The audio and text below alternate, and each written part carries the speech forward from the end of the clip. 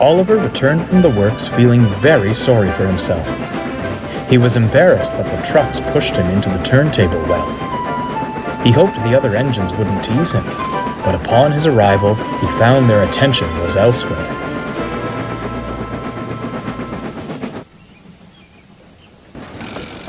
In Oliver's absence, Diesel came to the yard. He was greeted with little enthusiasm, but he didn't care a bit.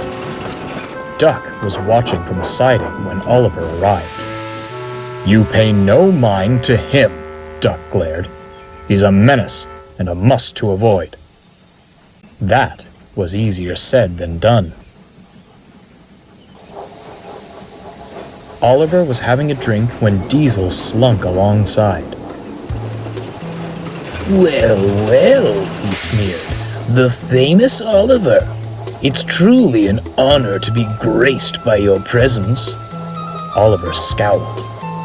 "Imagine braving hordes of us Diesels just to flounder in a turntable because of mere trucks." "From what I've heard, you're no expert with trucks either," Oliver quipped. "You must have heard it all wrong," scoffed Diesel. "Anyhow, you're lucky your little spill happened here. On the other railway, you'd have been turned into amusement. Enthusiasts love seeing our breakdown gangs in action. We topple useless engines over, let the cranes rescue them, then do it all again. You'd be right at home amongst the scrap."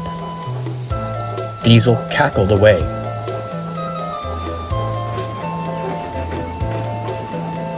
Oliver was furious, but remembered Duck's words and knew it best to remain silent.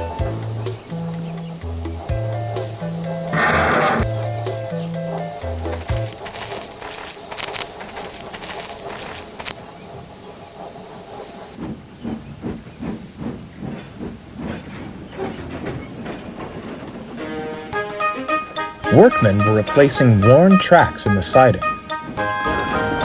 Oliver shunted the cranes wherever they were needed and fetched flatbeds of new rails. He wasn't keen on working with trucks, but at least they gave him reprieve from Diesel.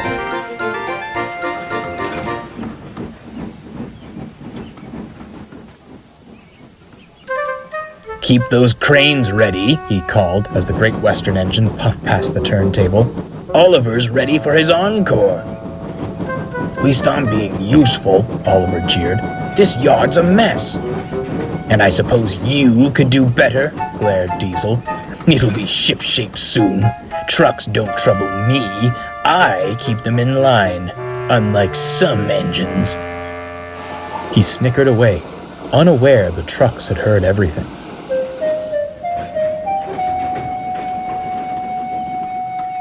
The workmen made good progress. They'd ripped up an old siding, ready to lay new rails after their tea break. Unfortunately, the points weren't set properly, and along came Diesel with a line of trucks.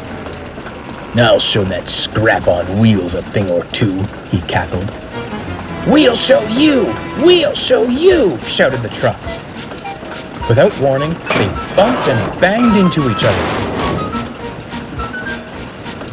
Diesel surged forwards, swerved on the points, and...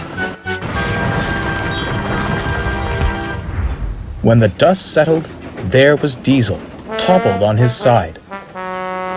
The trucks, who'd remained upright, chortled with delight. Diesel said nothing. He felt sore and silly.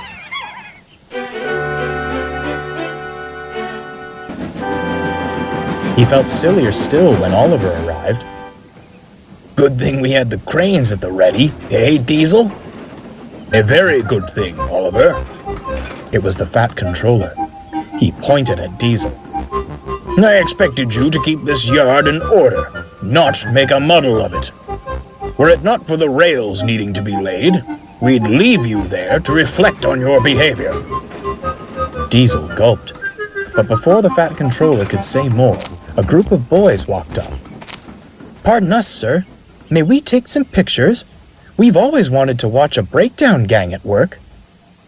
The Fat Controller agreed. The boys' cameras clicked and flashed, as the men set to work. Diesel felt most uncomfortable. Is this one of those, demonstrations you'd mentioned, Diesel? Smiled Oliver. I thought only useless engines took part in those affairs. Ah, well, at least you're providing amusement. Far from being amused, Diesel thought it best to say no more.